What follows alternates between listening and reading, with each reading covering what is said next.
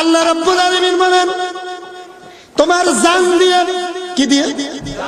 কি দিয়ে তোমার মাল দিয়ে, পুঁজি টাকা পয়সা দিয়ে, জীবন দিয়ে, রক্ত দিয়ে, জান আর মাল দিয়ে আল্লাহর রাস্তায় জিহাদ করো কোরআনের জন্য।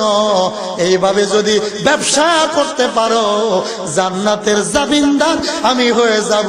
জোরে করেন সুবহানাল্লাহ। জান্নাতের জামিনদার।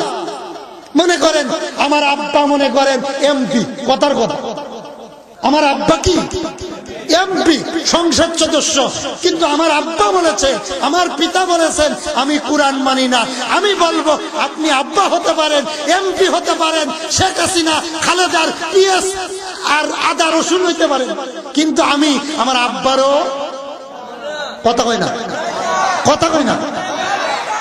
কোরআন যদি মানেন আমি আমার আব্বারে মানি, ইসলাম যদি মানেন আমি আমার আব্বারে কথা কই না।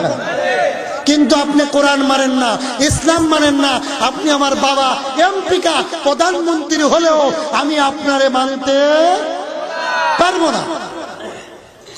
মনে থাকবো, মনে থাকবে। তার এক নম্বর দায়িত্ব, কর্তব্য, নমুনা স্বরূপ একটি কথা আমি বলতে চাই। নবীজির এক নম্বর সাহাবীর নাম কি? কথা কন না কেন? এলাকায় আবু বকর নাই? আমাদের যশোর আবু বকর একজনের নাম আছে, 3 বেলা গাঞ্জা খায়। নাউজুবিল্লাহ কইতেন না? শুধু আবু বকর, সেই আবু বকরের দাম ছিল, কিন্তু আবু বকর নাম রেখে, আলী নাম রেখে নামাজ পড়েন না, ইসলামের ধার ধারেন না, আল্লাহ রসুল তখন ধিক্কার জানাবে। ঠিক কি না বন্ধু?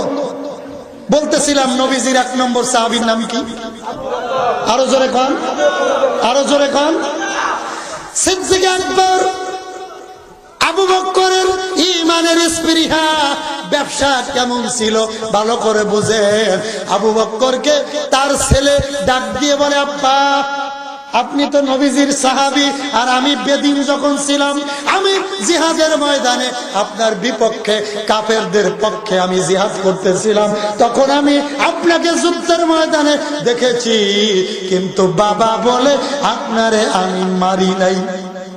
বাবা বলে, আল্লাহর নবীর সাহাবী চোখের পানি ছেড়ে ডাকতে বলে, রে বাবা, ওয়াল্লাহি আল্লাহর কসম করে বলি, আমি যদি আগে তোরে পাইতাম, তোমারে কতল করে আমার আল্লাহরে দেখাই দিতাম। দ্বীনের জন্য, রসুলের জন্য, আল্লাহর জন্য, কোরআনের জন্য সন্তানকে আমি মূল্যায়ন করি না, আমার সন্তানকে কতল করে দেখাতাম। আল্লাহর কাছে আমার সন্তানের কোনো দাম নাই। আমি তোমারে কতল করে আল্লাহরে দেখাই দিতাম, আল্লাহ আমার সন্তানের, আমার কাছে সন্তানের দাম নাই, আপনার দাম বেশি, ইসলামের দাম বেশি। ঠিক না জোরে কর। 2 নম্বর একটি দৃষ্টান্ত দেখাই। নবীজি জিহাদের ময়দানে যাবে, ঢাল তলোয়ারের অভাব। একজন মহিলা, ছোট্ট একটা বাচ্চা, 6 মাস বয়স। কয় মাস? সবাই বলেন, সবাই বলেন। 6 মাস বয়সের বাচ্চা নবীজির কাছে নিয়ে হাজির। কার কাছে? ডাক দিয়ে বলে, ইয়া রাসূলুল্লাহ, ইয়া হাবিবাল্লাহ, জিহাদের ময়দানে যাবেন, আমার দেওয়ার মতো কিচ্ছু নাই, আমার স্বামী এবং উপযুক্ত ছেলে আগের জিহাদের ময়দানে শহীদ হয়ে গেছে। জোরে করুন সুবহানাল্লাহ। ইয়া রাসূলুল্লাহ, ইয়া নবী আল্লাহ, নবী গো, আমি 6 মাসের শিশু সন্তান আপনার দরবারে হাজির করেছি, আমার এই সন্তান জিহাদের ময়দানে পাঠাইতে চাই। আল্লাহু আকবার। আল্লাহর নবী ডাক দিয়ে বলে, রে মা, তোমার এই 6 মাসের বাচ্চা দিয়ে আমি কি করব? সে তো কোনো কাজে লাগবে না। খেয়াল করুন মুসলমান, এই শিশু বাচ্চা দিয়ে কি করব? মহিলা চোখের পানি ছেড়ে ডাক দিয়ে বলে, নবী গো, আপনারে যখন কাফেররা তীর মারবে, বললাম মারবে গো, ইট পাথর মারবে, তখন ঢালের অভাব দেখা দেবে। আমার 6 মাসের বাচ্চাটা ওই তীরের সামনে লাগাইয়া দিয়ে তীরের সামনে ধরিয়ে আমার বাচ্চাকে ঢাল হিসেবে ব্যবহার করিয়েন গো নবী।